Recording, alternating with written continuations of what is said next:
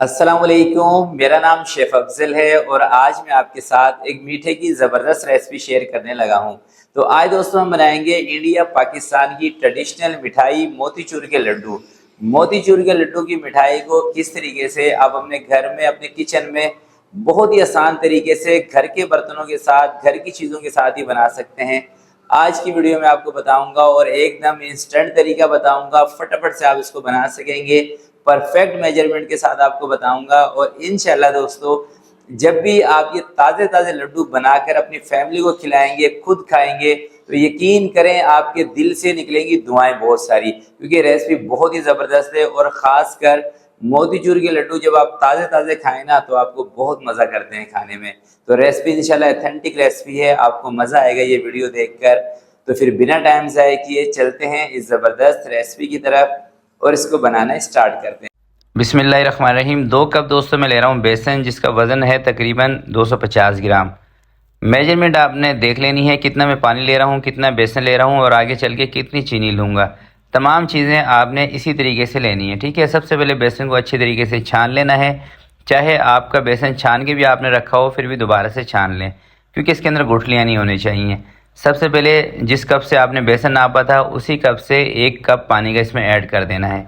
अच्छे तरीके से मिक्स करना है और इसकी जो गुठलियाँ वगैरह इसके अंदर बन जाती हैं ना पानी ऐड करने से, इसको दोस्तों इसमें से ख़त्म कर लेना है। तो जब इस तरह से बेसन का पेस्ट सा बन जाएगा फिर इसके अंदर थोड़ा सा पानी और शामिल करना है।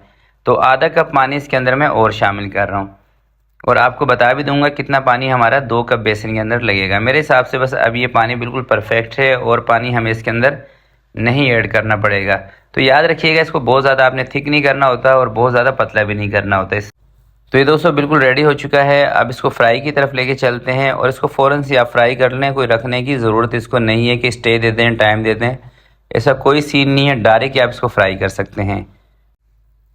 तो दाना बनाने के लिए दोस्तों मैंने घी गर्म कर लिया है। घी के अंदर ही लड्डू मज़ेदार बनते हैं और इस तरह का मैंने ले लिया है 1 चम्मच। इस तरह कोई चम्मच हो, कोई कड़छी हो आपके घर पे तो आप उससे दाना बना सकते हैं। होल छोटे बड़े हो सकते हैं, कोई मसला नहीं है, ठीक है, क्योंकि बाद में लड्डू ना बाइंड ही हो जाना होता है।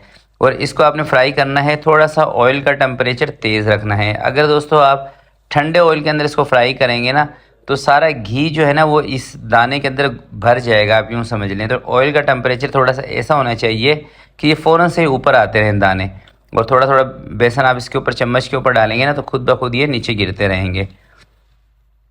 और हो सकता है बीच में इस तरह से थोड़े से जम भी जाएँ, तो आपने क्या करना है, चम्मच की मदद से थोड़ा सा चम्मच इसके ऊपर मारेंगे ना तो ये दाने खुल जाएंगे।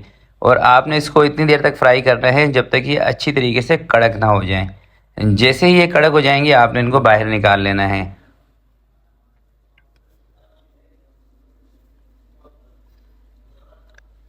तो ये देखें, ये वाला जो बेज है हमारा ये बिल्कुल फ्राई हो चुका है अच्छे तरीके से, और ये जल्दी फ्राई हो जाते हैं, तकरीबन 1 मिनट बस लगेगी ये फ्राई हो जाएंगे। तो इसको इस तरीके से निकाल लेना है और सारे जो बेसन है ना सारे इसी तरीके से थोड़ा थोड़ा करके बनाना है। एकदम से सारे बेजेस नहीं बनाने, थोड़े थोड़े करके बनाने हैं, क्योंकि दोस्तों एक ही साथ सारा बेसन अगर आप इसमें कढ़ाई में डाल देंगे तो ये सारे दाने आपस में चिपक जाएंगे।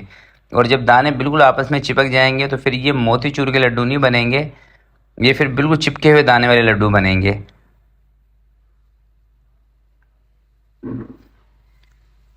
तो इसी टेक्निक से एक दफ़ा मैं सारा दाना तैयार कर लेता हूँ और उसके बाद इसको हमने मीठा कैसे लगाना है, इसको मीठा कैसे करना है, लड्डू की शेप किस तरह से देनी है वो आपको बताऊँगा। मेरे साथ ही रहिएगा और बिल्कुल परफेक्ट हिसाब आपको बताने वाला हूँ। चलें दोस्तों, अब बनाते हैं शीरा। शीरा बनाने के लिए जितना बेसन था ना उतनी ही आपको चीनी लेनी है, यानी कि 250 ग्राम। तो मैंने ली है 1 कप और तकरीबन 1 चम्मच और चीनी ली है और इसके अंदर 1 कप ही मैंने पानी शामिल कर दिया है। यानी कि जिस कप से आपने बेसन लिया हो ना, जिस बर्तन से आपने बेसन नापा हो, तमाम चीज़ें उसी के हिसाब से आपने करनी है। और ये देखें, ये हमारा दाना है, मैं ज़रा करीब से आपको दिखा रहा हूँ। इस तरह से खिला खिला दाना है बिल्कुल, और बहुत ही ज़बरदस्त दोस्तों इसके लड्डू तैयार होंगे इंशाल्लाह जब भी आप इस तरीके से बनाएंगे। तो जैसे शीरे के अंदर 1 से 2 उबाल आ जाएं, इसको कोई 1 तार 2 तार चेक करने की ज़रूरत नहीं है। आपने थोड़ा सा इसके अंदर ज़र्दा कलर शामिल करना है और ये जो दाना बनाया था सारा उठा के शीरे के अंदर डाल देना है। और शीरे में डालने के बाद आँच ना इसकी थोड़ी सी हल्की कर देनी है, यानी कि तेज़ आँच नहीं होनी चाहिए, मीडियम सी आँच कर दें और इसके अंदर चम्मच चलाते रहें। 2 से 3 मिनट सिर्फ आप इसके अंदर चम्मच चलाएंगे तो ये दाना सारा जितना भी शीरा है ना, सारा इसको उठा लेगा, यानी कि सारा शीरा चूस लेगा और ये बिल्कुल ड्राई शक्ल में आ जाएगा। जब ये सारा शीरा चूस ले, एब्जॉर्ब हो जाए सारा शीरा दाने के अंदर, फिर आपने इसका चूल्हा बंद करना है। देखें यहाँ पर ना मैंने वीडियो को कट नहीं किया है, थोड़ी सी इसकी स्पीड ज़्यादा कर दी है ताकि आपको पता चल जाए, क्योंकि दोस्तों ये वो स्टेप है ना कि इसमें आप परेशान ना होंगे क्या हो गया, ये तो शीरा बिल्कुल अलग है और दाना अलग है। ऐसा कुछ नहीं होने वाला। जब आप 3 से 4 मिनट इसको पकाएंगे मीडियम आंच पर तो सारा शीरा दाने के अंदर चला जाएगा। ये देखें इस कंडीशन में जब आ जाए, और साथ में आप इसको चेक भी कर लिया करेंगे दाना बिल्कुल नरम हुआ है या नहीं। तो चूल्हे से नीचे उतारने के बाद थोड़े से आपने 4 मगज़ इसमें ऐड कर देने हैं। कोई ड्राई फ्रूट अगर आपके पास हो तो वो भी आप इसमें शामिल कर सकते हैं। 2 चम्मच आप इसके अंदर देसी घी के शामिल कर दें इसी स्टेज पर। देसी घी नहीं है तो आप बनास्पति घी इसमें शामिल कर दें, और 5-7 मिनट ऐसे रखने के बाद फिर आपने इसको थोड़ा सा मिक्स कर देना है। पहले चूल्हे से उतार के 5 से 10 मिनट आपने इसको रखना है, ठीक है। तो अब इसको मैं ट्रांसफ़र कर रहा हूँ एक बड़े बर्तन में ताकि ये जल्दी से ठंडा हो जाए। तो ये देखिए माशाल्लाह से दानेदार खिले खिले दाने हैं, और यकीन करें दोस्तों इसी स्टेज पर ही आपको पता चल जाएगा कि मैंने आज आपके साथ कितनी बेहतरीन रेसिपी शेयर की है। इसी स्टेज पर आपका दिल खुश हो जाएगा। और जब थोड़े से ये ठंडे हो जाए, यानी कि नीम गर्म हो ये सारा मिक्सचर, फिर आपने इसको लड्डू की शेप देनी है। बिल्कुल ठंडे करके बनाएंगे तब भी मज़ा नहीं आएगा। हल्के हल्के ये गर्म हो तो आपने लड्डू की शेप देनी है, इससे लड्डुओं के अंदर चमक आती है।